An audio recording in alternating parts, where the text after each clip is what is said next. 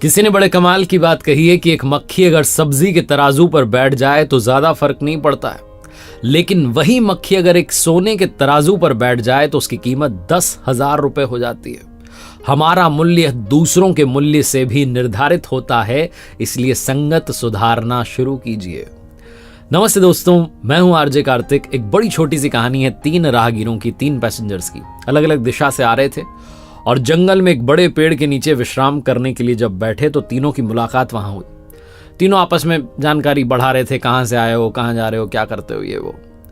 तीनों दिखने में एक जैसे थे, लेकिन तीनों के हाव भाव अलग अलग थे, एक्सप्रेशंस अलग अलग थे। पहला वाला बड़ा निराश लग रहा था, थका हुआ लग रहा था।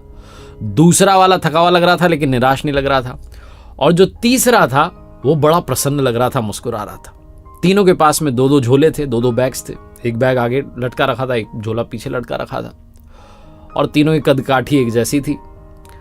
तीनों की बातचीत चल रही थी, तभी इनकी नजर पड़ती है कि सामने की तरफ एक जो पेड़ था उसके नीचे एक महात्मा जी बैठे हैं और वो इन तीनों को देख करके मुस्कुरा रहे हैं। पहले तो इन्होंने इग्नोर किया, फिर इनको लगा कि महात्मा जी तो मुस्कुराए जा रहे हैं हमें देख देख के, ऐसी क्या बात हो गई।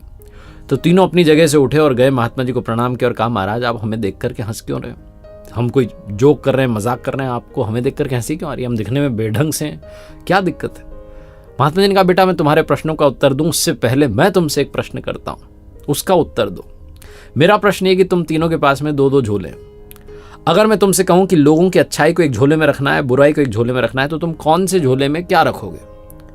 पहले वाले ने कहा कि महाराज मैं लोगों की बुराई को आगे वाले झोले में रखूंगा ताकि उनसे जितना हो सके दूर रहूं, अच्छाई को पीछे वाले झोले में डाल दूंगा। दूसरे वाले ने कहा कि महात्मा जी मैं आगे वाले झोले में तो अच्छाई रखूंगा ताकि पता रहे कि उनके जैसा बनना है, और पीछे वाले में बुराई रखूंगा ताकि मुझे ये पता रहे कि मुझे उनसे अच्छा बनना है।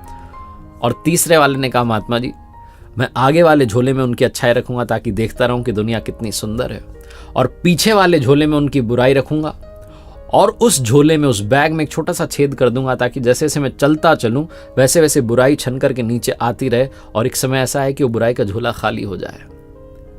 महात्मा जी ने कहा, मैं तुम्हें देखकर के इसलिए मुस्कुरा रहा था क्योंकि मैंने तुम्हारे बारे में सही पढ़ा था, सही समझा था, तुम्हारे चेहरे देख करके फेस रीडिंग कर ली थी। ये जो तुमने जवाब दिए यही तुम्हारी इस यात्रा का सार नहीं, जीवन यात्रा का भी सार है। पहले वाले यात्री जो भाई साहब कह रहे हैं कि मैं आगे वाले झोले में तो बुराई रखूंगा ताकि जितना हो सके दूर रहूं, ये थके हुए दिख रहे हैं, निराश दिख रहे हैं। इस यात्रा में थके हुए निराश दिख रहे हैं और जीवन की यात्रा में भी थक चुके हैं, निराश हो चुके हैं, नेगेटिविटी के साथ हैं, उसका हाथ ही नहीं छोड़ रहे हैं, नकारात्मकता इनको घेर चुकी है, कह रहे हैं मैं लोगों से दूर रहूंगा। दूसरे वाले भाई साहब थक चुके हैं लेकिन निराश नहीं है। ये थक इसलिए गए क्योंकि आगे के झोले में अच्छाई रखेंगे, लोगों की तरह बनना चाहते हैं, लेकिन पीछे बुराई रखेंगे, लोगों से अच्छा बनना चाहते हैं। और जब आप ज्यादा अच्छा बनना चाहते हैं और बेहतर करना चाहते हैं तो आप थक जाते हैं।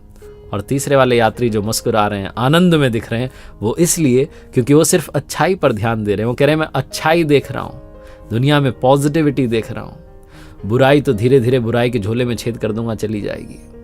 लोगों में अवगुण खोजते रहेंगे तो एक दिन पता चलेगा कि अवगुण आप में था। इसीलिए दूसरों में आपको, हर किसी में अगर आपको कमी दिखाई दे रही है तो कमी आप में है, दूसरों में नहीं है। बुराई जो है उसको तलाशना बंद कीजिए, पॉजिटिविटी तलाशना शुरू कीजिए, वरना पहले यात्री की तरह हो जाएंगे, थक भी जाएंगे, निराश भी हो जाएंगे। जीवन की इस यात्रा में अगर आप आनंदित रहना चाहते हैं, मुस्कुराहट के साथ आगे बढ़ना चाहते हैं, तो तीसरे यात्री की तरह आगे बढ़िए, जो जीवन में अच्छाई वाले झोले को आगे टांग लेता है और बुराई वाले झोले को पीछे टांग लेता है और उसमें एक छेद कर देता है ताकि बुराइयां धीरे धीरे कम होती चली जाएं।